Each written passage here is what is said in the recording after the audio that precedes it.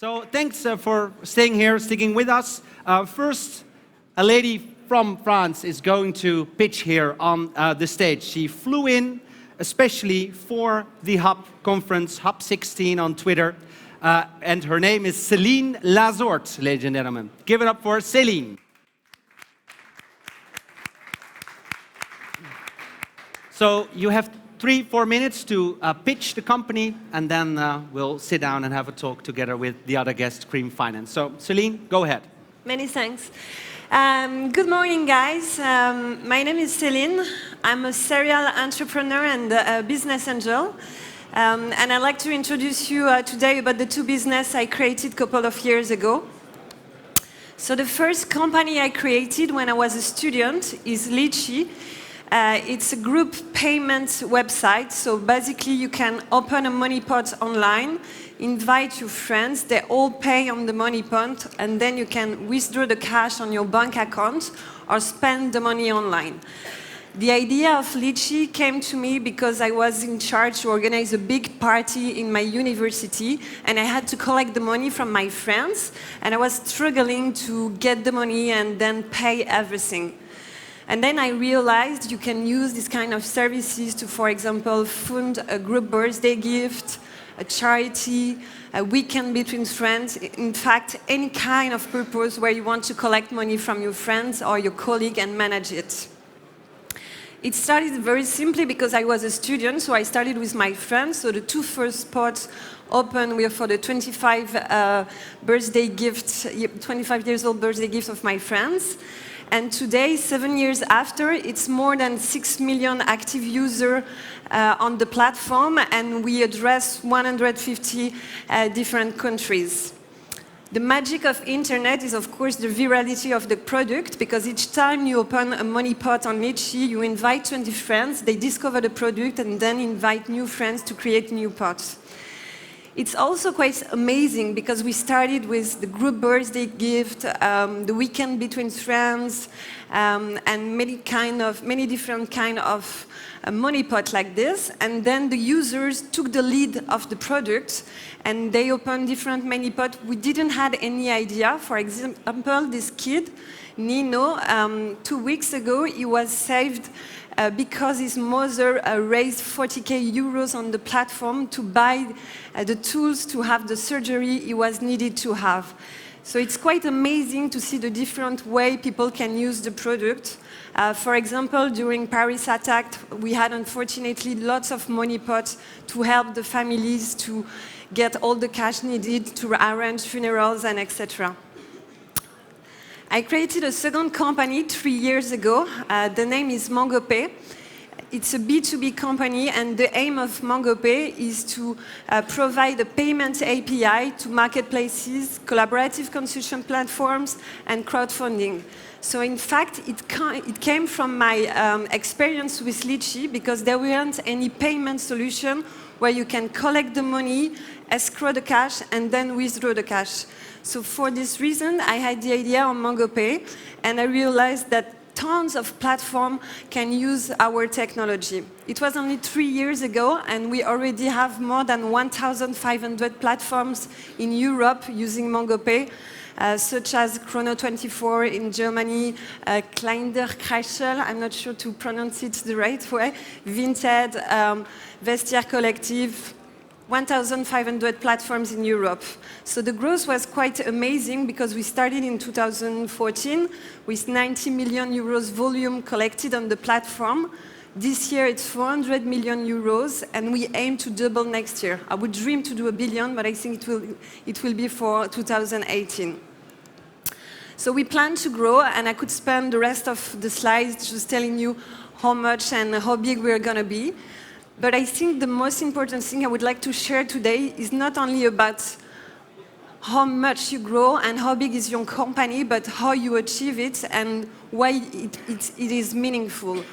So I have also built my company to build my own society. Today we are 70 people. We are based in 4 different countries, Paris, Luxembourg, Berlin, and London. And we are a very diverse company. I don't know if I can say this, but we really promote diversity. So we have 40% of women, and believe me, in the fintech industry, finance plus tech is just unbelievable. Normally it's 5% of women. We have 18 different nationalities. We have people with different social background, with different education, with different religions. And sometimes it's the mess, but it's a happy mess. And it is meaningful diversity because doing innovation is only about resolving problems. And when you don't think the same way, it's easier and you really, really quicker solve the problems. So that's the reason why diversity is really needed. I could talk to you for like hours about my company, but I think it was the idea to do it short. So this is about my two companies. Thank you.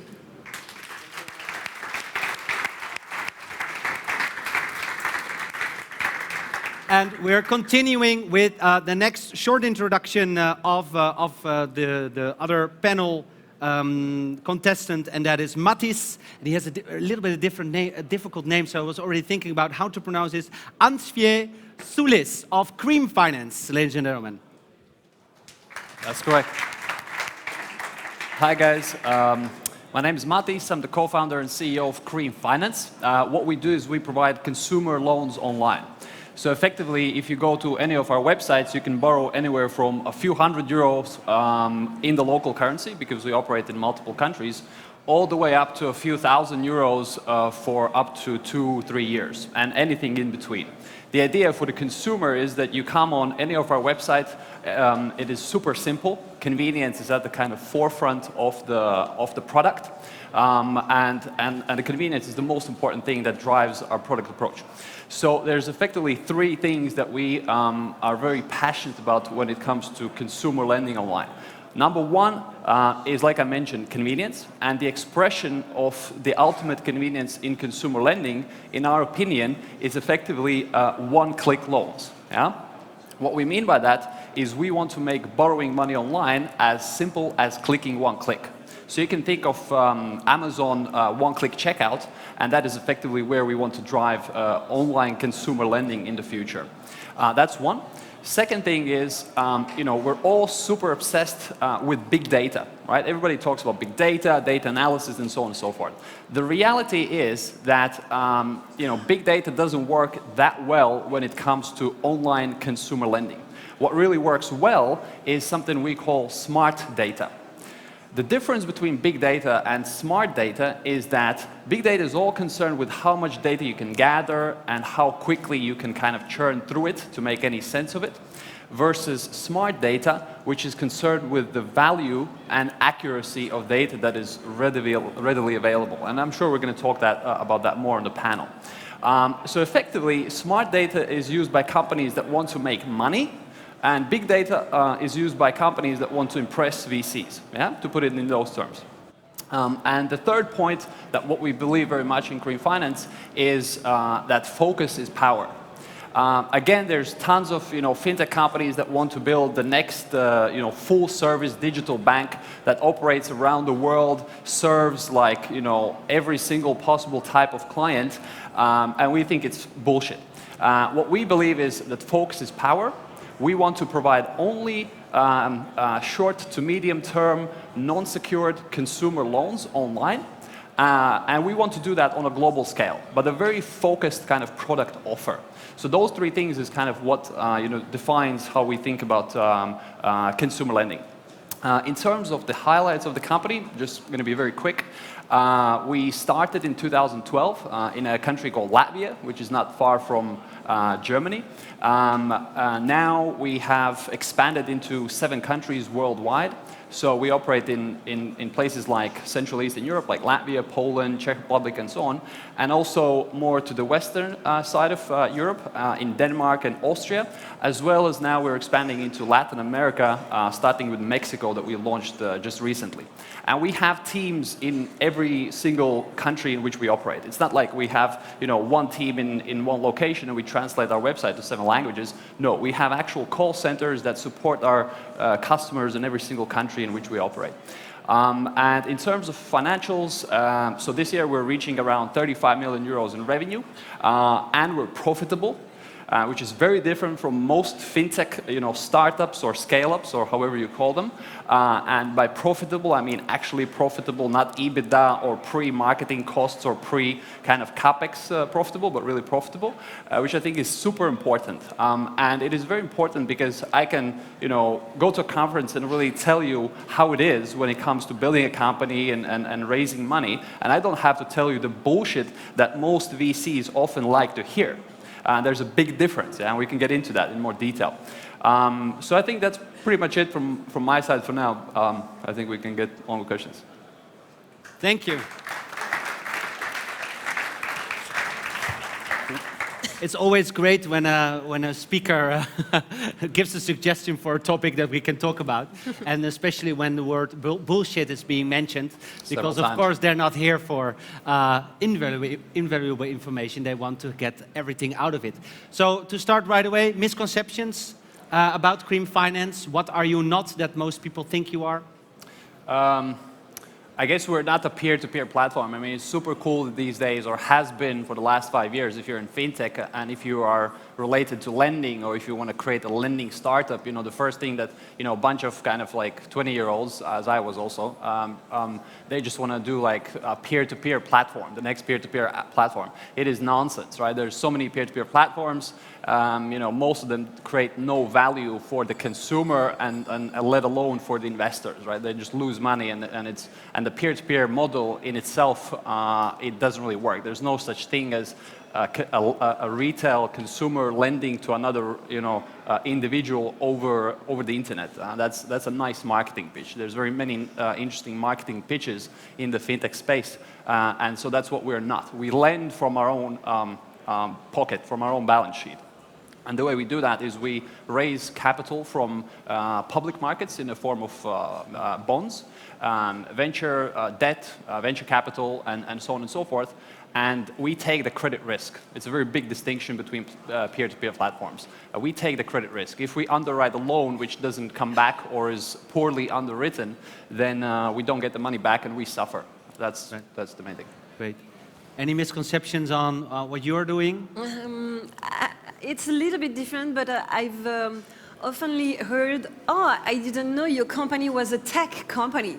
And I was like, what? Is it because you have a great UX and I am a woman and my CTO is also a woman that it's not a tech company?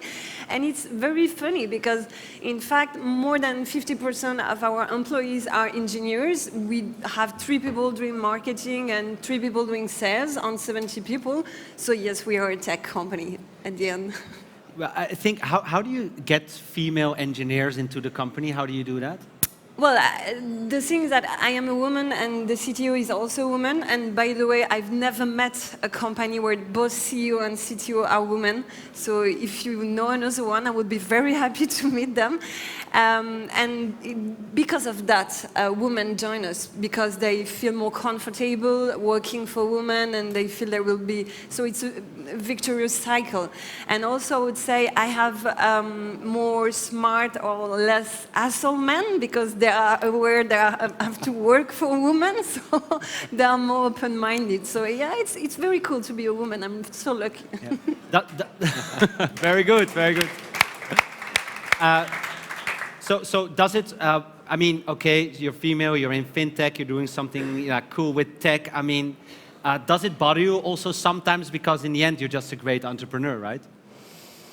I'm just trying to build my own world. I don't care about the money. I don't care about what people think. I have a fucking French accent. I mean, it's true. But I love what I do. I love to answer the need of my customers. I love to see that every day thousands and thousands of money pots are created on Lychee on hundreds of different countries. And this is what amazes me. The rest is, I mean... Cool. Is it the same for you? I mean, you also come across as very... like down to earth. I mean, is it hard sometimes also in fintech because you have so much interest from the outside, from the big companies? I mean, you get so many external requests. Is it sometimes hard to focus on just doing the business right? Well, I think it's a good question. I think the previous speaker was a great speaker with a great message. It's really about focus. You know, if I had to kind of narrow it down in terms of success of my company to a few things. One, first and foremost, it's the people, right? The culture, however you kind of define it. If it's a culture, people first, whatever it is. And by people, we often kind of stereotype that it's employees. It's not employees only. It can be your investors, stakeholders, creditors, service providers, advisory board, and so on and so forth. So I think, keeping a focus on super capable people is just, it's preconditional for any type of success. And the second thing is keeping a focus on whatever it is that you're building, a company, right? So personally for me, I started coming to conferences, I don't know, like 2 years ago, where I could already afford, not only from like a literal cost perspective, the company could afford to go to conferences and speak, and those are big expenses, let's be real. But also I could afford doing it knowing that I have a very strong team that is taking care of the core business, and I have the luxury to go and spend a bit of time on things other than core business. So I think there's definitely tons of how do you call them, distractions for people when they're building business, and especially the media, especially the Silicon Valley PR machine that is focused so much on the extrovertic marketing and sales, right? And it's obviously good to have that skill in check and you're capable of presenting your company. It's awesome. But in my personal opinion, in our company, we've never put that as at the forefront of how we build a company. It just comes along with success of your core business. And there's tons of distractions, and it's not easy to keep a focus. But that's why some are great and some are not. Great, thank you. Céline, what's the impact that you hope that your business will have on the current existing industry in financial sector? It's hard to say, but we did both business that should have been done by banks. So a couple of years ago, I heard a very, very big French bank who said, "Oh, Lychee is dead because we are launching the same money pot tool." And believe it or not, the way they build it is that you could only use it if you are in this bank. So if one of your friends was in a different bank, he couldn't put the money on the money pot. It is just insane. But the vision of a bank is a client. You can't be a user. And this is this paradigm that doesn't have understand. Everything is changing. You can use services without being a client. You can be a client, not use the services for a long time. So this is the kind of impact, because banks, they have just shut down their eyes or market, and because there wasn't any competition. And it is the same with MongoPay, because we built something very, very simple, but we built something no one had the idea to do. But there is tons of marketplaces, tons of crowdfunding platform, collaborative consumption. It is not a trend, it's a different way to consume, and there weren't any payment solution. So I think at some point we change something because we just focus onto our users. And this is also the reason why I think we improve. It's because we don't believe in anything that just make our user happy. And for example, Lychee is 7 years old, so it's about 30% of the age of the whole internet. So we have seen many changes, and we've just adapted ourselves with the need of our customers.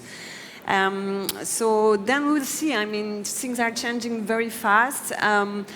We plan to expand a lot in Europe, and also we've been acquired by a bank a year ago, but we stay independent, and it's something that was really important for me, because we didn't want it to sell the company. So how do you avoid to becoming a bank or more institutionalize yourself within a company? Technically, we are a bank because we have a bank license, so technically we are. But I'll give you an anecdote. A couple of years ago, we did a poll to our users, to Lychee users, to ask them why they love Lychee. And the first answer was, because it is not a bank. And this is crazy to see the not love or hate you can have to a bank. So we definitely want to stay who we are, and I think our DNA is, of course, to understand the financial industry, but also to have a social DNA and to understand the way we should build the company and build our services. And about what you said just before, it's also the fun part is that I've never been in finance industry. I hated finance when I was a student.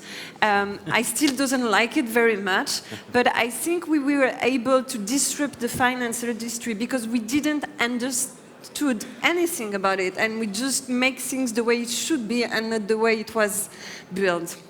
So being very user-centric is super important, not see them as clients, but when you handle users, you also need to provide lots of service. So how do you do that as a startup? How do you service the customers in order for them to stay happy and engaged on the platform? So I'll put a bit of different context to this question. So in terms of impact, right? I think one thing we can talk about is impact in terms of being customer-centric. And in our case, I think the big impact that we have to the world or to consumers is that we can provide or underwrite to consumers that normally banks wouldn't be able to underwrite, simply because we use a lot more data in order to figure out the creditworthiness of a client.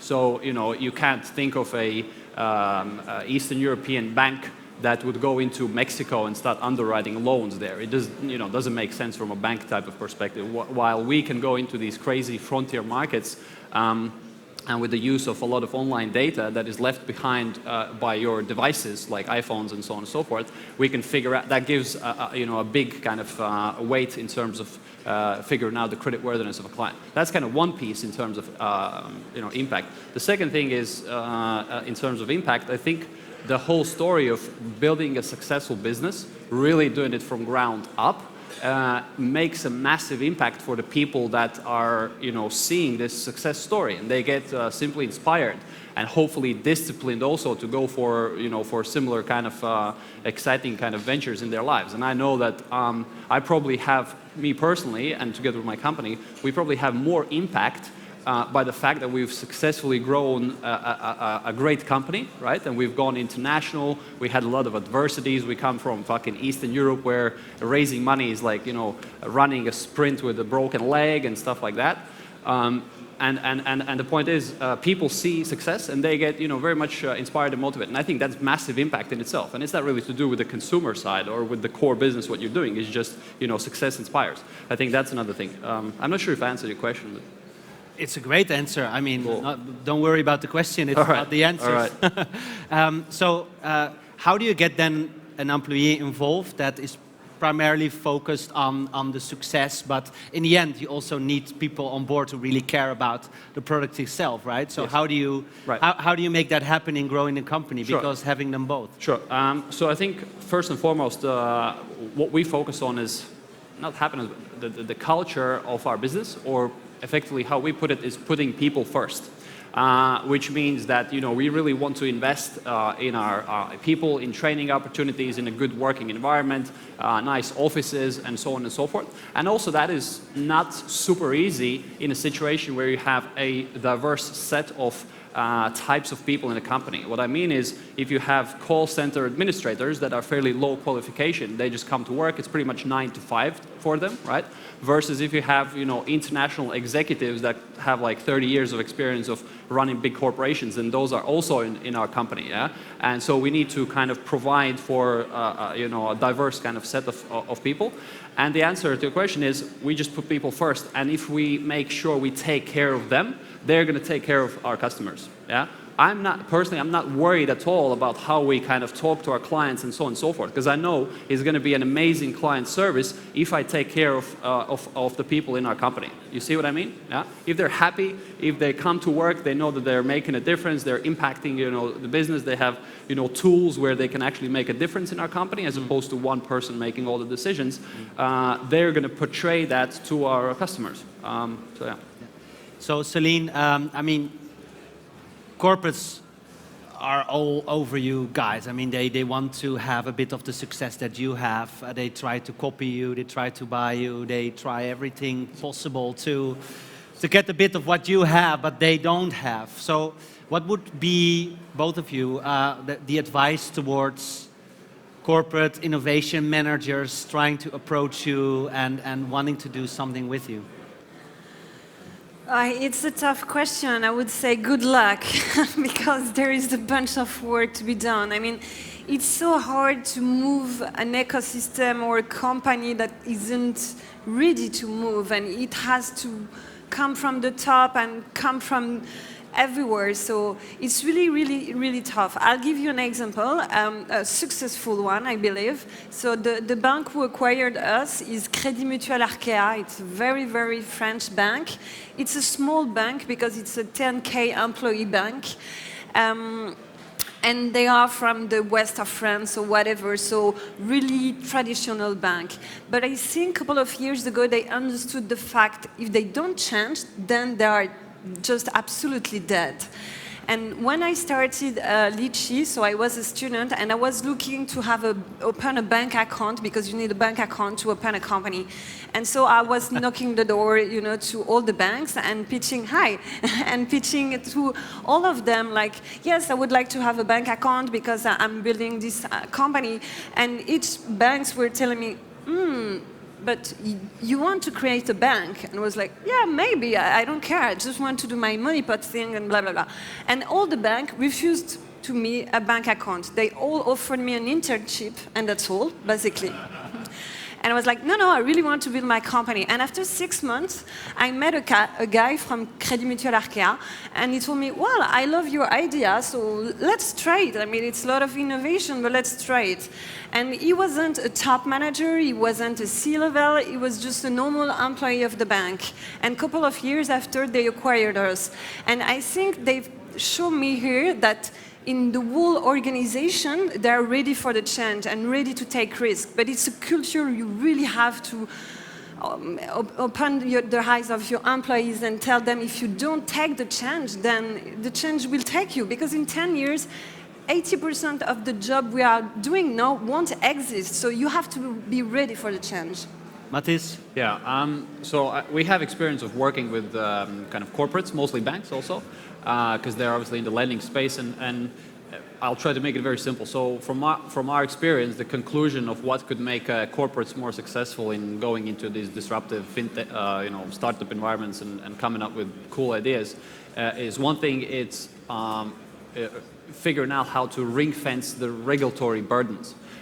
So what it means is for banks, you can do nothing, right? You're so regulated that anything that you do, you move to the left, to the right, or whatever, you always have to get the central bank approval, this approval, that approval, and so on. So there are some banks that are successfully kind of like ring fencing some separate entities within which they kind of breed some new startup ideas in the fintech space. So that's one important thing.